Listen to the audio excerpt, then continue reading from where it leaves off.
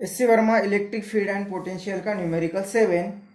Suppose the second charge in previous problem is -1 into 10 raised to -6 coulomb. Locate the position where a third charge will not experience a net force. तो 6 numerical में थोड़ा सा change करना के 7 numerical किया है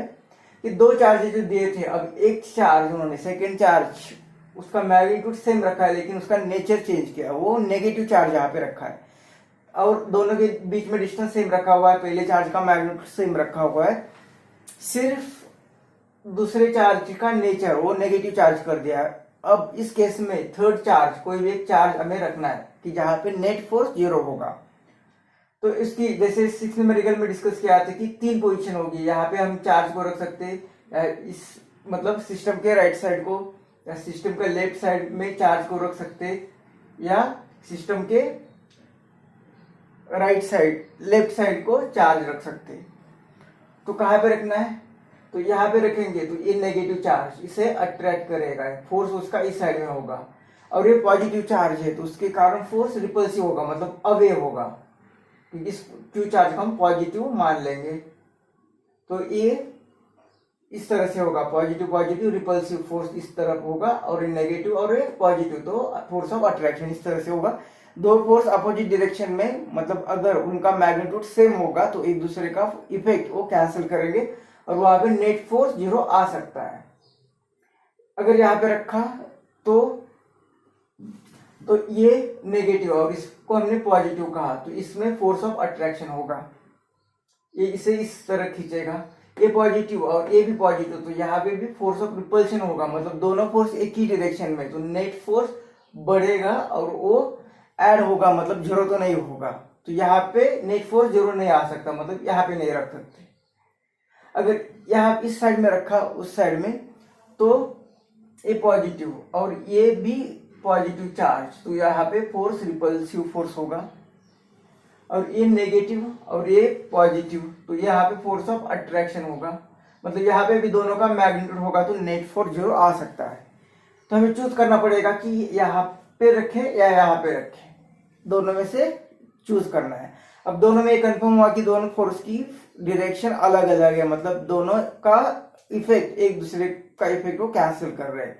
तो इसलिए दो पोजीशन सिलेक्ट की, लेकिन मैग्नीट्यूड भी सेम होना चाहिए। तो कौन से केस में मैग्नीट्यूड सेम हो सकता है, तो यहाँ पे जो रखा है फोर्स, तो ये फोर्स इसका मैग्नीट्यूड ज्यादा है, जो फोर्स जो होता है वो फोर्स क्या होता है के Q1 Q2, तो इसका मैग्नीट्यूड ज्यादा है तो इसका फोर्स ज्यादा होगा, तो इस चार्ज को हमें इससे दूर रखना पड़ेगा, जैसे 6 न्यूमेरिकल में क्या था, इससे दूर रखना पड़ेगा। अब इस केस में क्या होगा कि इसका मैग्नीट्यूड कम है तो इसके पास रखेंगे, सपोज यहाँ पे रख दिया तो ये डिस्टेंस मान लो कि ये x डिस्टेंस पे रखा, इसका मैग्नीट्यूड ज्यादा है तो उससे दूर रखना पड़ेगा, तभी वो फोर्स कम आएगा या इक्वल आएगा। तो इससे वो फोर्स कितना होगा, ये 10 सेंटीमीटर प्लस x, या ये 1 सेंटीमीटर रखा तो प्लस 1 सेंटीमीटर, तो जिसका मैग्नीट्यूड उससे ज्यादा डिस्टेंस पर रखेंगे क्योंकि इनवर्सली प्रोपोर्शनल रिलेशन होता है तो वो फोर्स कम होगा, जिसका मैग्नीट्यूड कम है उसके पास रखेंगे तो फोर्स बढ़ेगा। और इस तरह से दोनों फोर्स को हम इक्वल बना सकते हैं ताकि वो एक दूसरे का इफेक्ट कैंसिल करेंगे और वहां पे नेट फोर्स 0 आएगा। तो इस तरह से नेट फोर्स 0 होगा, इसका मतलब इनकी वेक्टर एडिशन 0 होगी मतलब दोनों का मैग्नीट्यूड सेम होगा, F1 इसका magnitude is equal to a magnitude same होगी, डायरेक्शन अपोजिट होगी, क्योंकि ये देखा हमने कि F1 plus F2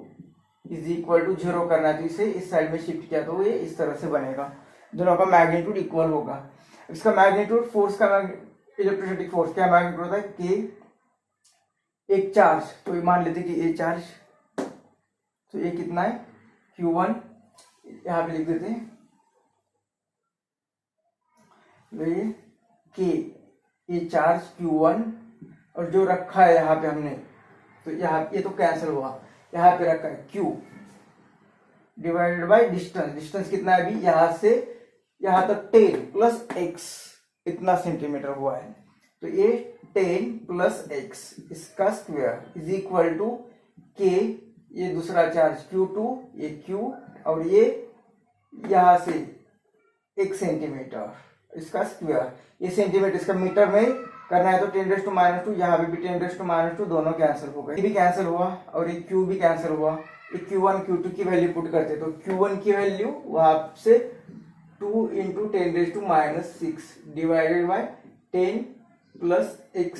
square is equal to Q2 ये -1 × 10⁻6 डिवाइडेड बाय, अभी माइनस सिर्फ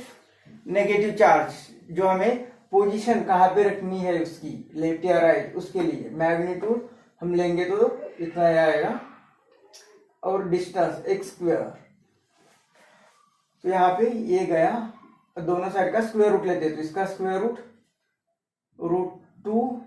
इसका square root 10 + x is equal to यहाँ पे 1 और इसका square root x, cross multiplication करते √2x इज इक्वल टू ये 10 + x, √2 की वैल्यू पुट कर देते तो 1.414 x, इस x को भी इस साइड में शिफ्ट करते हैं तो यहाँ पे रहा 10, दोनों का सब्ट्रैक्शन किया तो 0.414 इज इक्वल टू 10, हमें x चाहिए तो x ये 10 यहाँ पे डिवाइड होगी तो 10 डिवाइडेड बाय 0.414, तो x इज इक्वल टू, अब इसका डिवीजन करना पड़ेगा, इसके कुछ डेसिमल शिफ्ट करते, इसके डेसिमल शिफ्ट करते और डिवीजन कर देते, तो ये इसका डिवीजन कर दिया, यहाँ पे 3 डेसिमल निकाल लेते तो यहाँ पे 3 0 दे दिए, डिवीजन कर दिया तो ये डिवीजन आ रहा है 24.1 सेंटीमीटर, 24.1 सेंटीमीटर, ये x की वैल्यू आ रही है, मतलब इस चार्ज को कहाँ पे रखना पड़ेगा 24.1 सेंटीमीटर, ये डिस्टेंस इतना होगा फ्रॉम चार्ज Q2 मतलब स्मॉलर चार्ज, तो यहाँ पे रखना पड़ेगा, या बड़े चार्ज से वहां पे 10 सेंटीमीटर ऐड करने पड़ेगी, तो x इज इक्वल टू इसमें 10 सेंटीमीटर ऐड करेंगे तो ये आएगा 34.1 सेंटीमीटर, तो ये कहाँ से आएगा, कहाँ पे आएगा फ्रॉम स्मॉलर चार्ज मतलब कौन सा Q,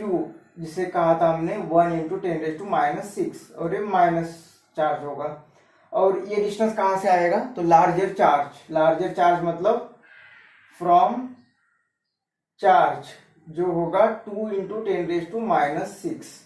और वो चार्जेस दो कहाँ पे होंगे, तो ये जो लाइन होगी दो चार्जेस को ज्वाइन करने वाली लाइन, उस लाइन पर होगा, मतलब लाइन बुक में से दिया है कि लाइन ज्वाइनिंग 2 चार्जेस, और इस चार्ज से नजदीक होगा, मतलब नियर टूवर्ड्स या near to the close to the charge 1 × 10⁻6, इसके पास होगा, इसके क्लोज होगा,